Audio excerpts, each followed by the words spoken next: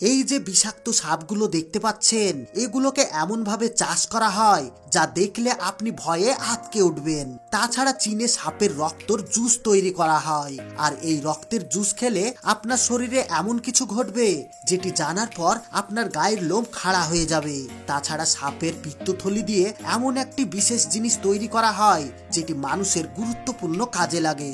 আজকের এই ভিডিওতে আমরা জানতে চলেছি চীনে বিষাক্ত সাপ কি করে চাষ করা হয়, এর পাশাপাশি জোক কি করে চাষ করা হয়, এর সাথে অন্যান্য যে সমস্ত প্রাণীগুলোকে দেখে আমরা ভয় পাই সেগুলো কি করে চাষ করা হয়, সবকিছু জানতে পারবেন আজকের ভিডিওতে। তাই ভিডিওটি শেষ পর্যন্ত অবশ্যই দেখবেন, কারণ আজকের ভিডিও অনেক রোমান্টিক এবং ইন্টারেস্টিং হতে চলেছে। প্রথমে রয়েছে জোক ফার্মিং প্রসেস।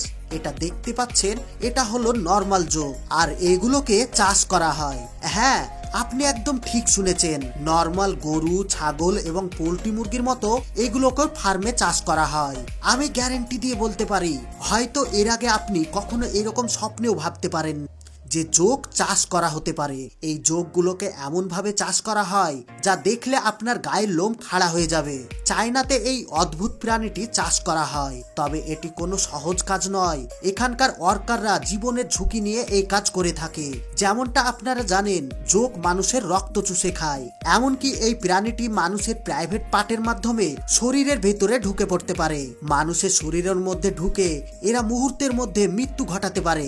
কিন্তু চীন দেশে এই প্রাণীটিকে ফার্মের মধ্যে পালন করা হয়, আর প্রতি বছর এগুলোকে পালন করে লক্ষ লক্ষ ডলারে বিক্রি করা হচ্ছে। তবে এখন প্রশ্নটা হচ্ছে, এরা কিভাবে এই জোক পালন করে থাকে? তাছাড়া এই জোক দিয়ে তারা কি করে? এই সকল জোকগুলোকে তারা কি খেতে দেয়? জোক দেখলে আমরা ভয়ে আটকে উঠি, কিন্তু আমাদের মধ্যে বেশিরভাগ মানুষই জানে না যে জোকের বিশেষ কিছু উপকারিতার দিক রয়েছে। এটি মানুষের জন্য অনেক উপকারী একটি প্রাণী। আমাদের পৃথিবীতে প্রায় 700 প্রজাতির জোক রয়েছে, যার মধ্যে 100 প্রজাতির জোক সমুদ্রে বসবাস করে থাকে। এর মধ্যে 90 প্রজাতির জোক পাওয়া যায় পুকুরে। এছাড়াও অনেক প্রজাতির জোক কাদামাটি সহ বিভিন্ন পরিবেশে বসবাস করে থাকে। এই একটি জোক প্রায় 2 বছর পর্যন্ত বেঁচে থাকতে পারে। এদের শরীরের কোনো একটা অংশ কেটে গেলে সেটি পুনরায় তৈরি হতে পারে। যদিও জোক দেখলে অনেকেই ভয় পায়, কিন্তু চায়নাতে বিভিন্ন ফার্মে এটি চাষ করা হচ্ছে, কারণ এই জোকে রয়েছে অনেক উপকারী গুণ। এটা যেরকম বিভিন্ন ধরনের ওষুধ প্রস্তুত করার জন্য ব্যবহার করা হয়, ঠিক তেমনি সরাসরি বিভিন্ন রোগ নির্মাণের কাজে ব্যবহার করা হয়। এই জোকের প্রধান খাবার হচ্ছে বিভিন্ন প্রাণীর রক্ত। এছাড়াও জোক শামুক এবং কেঁচো খেয়ে থাকে। ফার্মে এদেরকে পালন করার জন্য এই খাবারগুলোই দেওয়া হয়। এরপর ধীরে ধীরে তারা ডিম পাড়ে, আর ওগুলোকে কাদামাটির মধ্যে রাখা হয়। পরে একটি নির্দিষ্ট সময়ে বাচ্চা বেরিয়ে আসে। এগুলোকে ফার্মের মধ্যে বিশেষ পানির মধ্যে রাখা হয়, আর এগুলোকে নিয়মিত খাবার দেওয়া হয়। এদেরকে বেশিরভাগ সময় রক্ত খেতে দেওয়া হয়। এরা যখন প্রাপ্তবয়স্ক হয়ে যায় তখন এদেরকে রোদ্রে শুকানো হয়।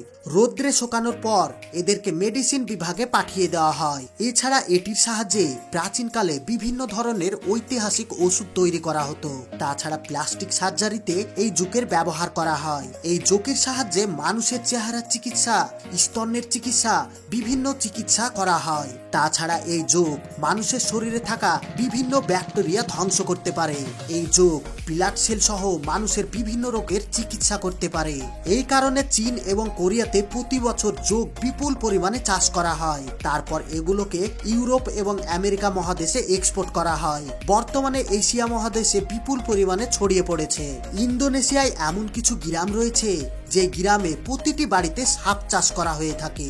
এগুলো সেই বিষাক্ত সাপ যেগুলোকে দেখে প্রতিটি মানুষ ভয়ে দৌড়িয়ে পালিয়ে যায়, অথচ তারা এই সমস্ত সাপকে লালন পালন করে, আর তারা এইভাবে লালন পালন করে প্রতি বছর কোটি কোটি টাকা আয় করছে। এই সাপের চামড়া দিয়ে তৈরি করা হয় বিভিন্ন ধরনের দামি দামি ব্যাগ এবং জুতো। এর পাশাপাশি তৈরি করা হয় বিভিন্ন ধরনের ওয়ালেট এবং বিভিন্ন দামি দামি জামা কাপড়। এগুলো অনেক উচ্চ দামে দেশ বিদেশে বিক্রি করা হয়। তাছাড়া ইন্দোনেশিয়া, চায়না এবং জাপানে সাপের মাংস অনেক জনপ্রিয়। তাছাড়া সাপের বিষ দিয়ে তৈরি করা হয় সাপে কামড়ানো ওষুধ। এছাড়া থাইল্যান্ডে সাপের রক্তের স্পেশাল জুস খাওয়া হয়, আর এটি খাওয়ার পর বৃদ্ধরা যুবকের মতো শক্তিশালী হতে পারে। তারা মনে করে থাকে এই জুস পান করলে বৃদ্ধ মানুষ তাদের যৌবন ফিরে পাবে। পৃথিবীতে বিভিন্ন প্রজাতির সাপ রয়েছে। যারা সাপ চাষ করে থাকে তারা বিষ সহ এবং বিষ ছাড়া এই দুই ধরনের সাপ পালন করে থাকে। তবে তারা বেশিরভাগ সময় বিষধর সাপটাই বেশি পালন করে থাকে, কারণ এগুলো উচ্চ মূল্যে বিক্রি হয়। তবে এই সাপ চাষ করা মোটেও সহজ কাজ নয়। এই সাপ চাষ করা মানুষগুলো গভীর জঙ্গলে চলে যায় সাপ শিকার করতে। এরপর তারা জঙ্গলে ঝোপঝাপড় কিংবা মাটির নিচ থেকে সাপ সংগ্রহ করে। এরপর তারা একটি ফার্ম তৈরি করে এবং ওই ফার্মে কবুতরের বাসার মতো ছোট ছোট খোপ থাকে। এই ছোট ছোট বাসার মধ্যে বিভিন্ন ধরনের সাপ রাখা হয়। যেগুলো বিষধর সাপ হয়ে থাকে সেগুলো আলাদা রাখা হয়, আর যেগুলো বিষমুক্ত সাপ হয়ে থাকে সেগুলোকে আলাদা রাখা হয়। আর প্রতিদিন সাপগুলোকে ব্যাঙ সহ বিভিন্ন ধরনের খাবার খেতে দেওয়া হয়। সাপের জন্য যে ঘর প্রস্তুত করা হয় তার মধ্যে বালু দেওয়া হয়, যাতে সাপগুলো আরাম করে ওখানে বসবাস করতে পারে, যেন নিজের ঘরের মতো অনুভূত পায়। এছাড়াও সেখানকার তাপমাত্রা গরম রাখা হয়। যখন এদের ডিম পাড়ার সময় হয়ে যায় তখন এগুলোকে আলাদা একটি জায়গায় নিয়ে যাওয়া হয়, যেখানে ডিম পাড়ার সমস্ত ব্যবস্থা থাকে। এই ডিম থেকে বাচ্চা বের হওয়ার আগের মুহূর্ত পর্যন্ত এই সমস্ত সাপগুলো সেখানেই থাকে। তারপরে ছোট ছোট সাপগুলোকে আলাদা করা হয়। যখন এই সাপগুলো আস্তে আস্তে প্রাপ্তবয়স্ক হয়ে যায় তখন এগুলোর মধ্যে থেকে বিষ বের করা হয়। পরে এই বিষ ওষুধ কোম্পানি কিনে নেয়, আর এখান থেকে তারা লাখ লাখ টাকা ইনকাম করে। পরবর্তীতে ওই সাপের মাংস করা হয় আর এগুলোকে মার্কেটে বিক্রি করা হয়। যে সমস্ত সাপগুলো বিষাক্ত হয়ে থাকে সেগুলোকে আলাদাভাবে মার্কেটে বিক্রি করা হয়। এগুলোকে মেরে এর ভেতর থেকে আবর্জনা পরিষ্কার করা হয়। তারপর এগুলোকে বাজারজাত করা হয়। থাইল্যান্ড, জাপান এবং চীনে সাপের মাংস এবং স্যুপ খুবই জনপ্রিয়। বিশেষ করে চীন, জাপান এবং ইন্দোনেশিয়াতে এই খাবার খুবই জনপ্রিয়। তাছাড়া যে সমস্ত সাপের চামড়াগুলো অনেক মোটা হয়ে থাকে, ভালো কোয়ালিটির হয়ে থাকে, সেগুলোকে ফ্যাক্টরিতে পাঠিয়ে দেওয়া হয়। এই ফ্যাক্টরিতে চামড়া দিয়ে বিভিন্ন ধরনের পোশাক তৈরি করা হয়। এর মধ্যে রয়েছে ব্যাগ, বেল্ট, ওয়ালেট এবং জ্যাকেট। এগুলো নিজেদের দেশের পাশাপাশি আন্তর্জাতিক মার্কেটেও বিক্রি করা হয়। এছাড়া এই সাপের রক্ত আলাদাভাবে সংগ্রহ করা হয়। এগুলোকে চায়নার মানুষ শরবত করে খায়। এছাড়া সাপের পিত্তথলি ফেলে দেওয়া হয় না, এগুলোকে আলাদাভাবে রোদ্রে শুকানো হয় আর ঐতিহাসিক ওষুধ তৈরি করার জন্য পাঠিয়ে দেওয়া হয়। এই সাপের পিত্তথলি দিয়ে অনেক দামি ওষুধ তৈরি করা হয়। মানে সাপের কোনো কিছুই ফেলে দেওয়া হয় না। সাধারণ সাপের থেকে পাইথন সাপের চামড়া বেশি দামি হয়ে থাকে। এই পাইথনের চামড়াগুলো ভালো মতো শুকিয়ে ফ্যাক্টরিতে পাঠানো হয়, আর ফ্যাক্টরিতে এগুলো দিয়ে বিভিন্ন জিনিস তৈরি করা হয়। এবার চলুন এক ঝলকে আপনাদেরকে দেখিয়ে দিই ব্যাঙের মাংস কি করে করা হয়। আপনারা হয়তো শুনে অবাক হচ্ছেন, ব্যাঙের মাংস আবার কি করে সম্ভব। তো বর্তমানে ফার্মে ব্যাঙও চাষ করা হচ্ছে। ভিয়েতনামি দেশটিতে প্রচুর পরিমাণে ব্যাঙ চাষ করা হয়। এগুলো চীন, জাপান, মালয়েশিয়া বিভিন্ন দেশে রপ্তানি করা হয়। এই ব্যাঙের মাংস অনেক লাভজনক ব্যবসা। চায়না এবং জাপানে ব্যাঙের মাংস অনেক জনপ্রিয়। তারা মনে করে থাকে এটা অনেক পুষ্টিকর একটি খাবার। ব্যাঙ পালন করার জন্য সর্বপ্রথমে ব্যাঙ সংগ্রহ করা হয়। তারপর ফার্মে এগুলোকে ব্লিডিং করানো হয়। একটি নির্দিষ্ট সময় পর্যন্ত তাদের যখন মিটিং সিজন চলে আসে তখন ফিমেল ব্যাঙগুলো একটি বিশেষ ধরনের আওয়াজ করতে থাকে।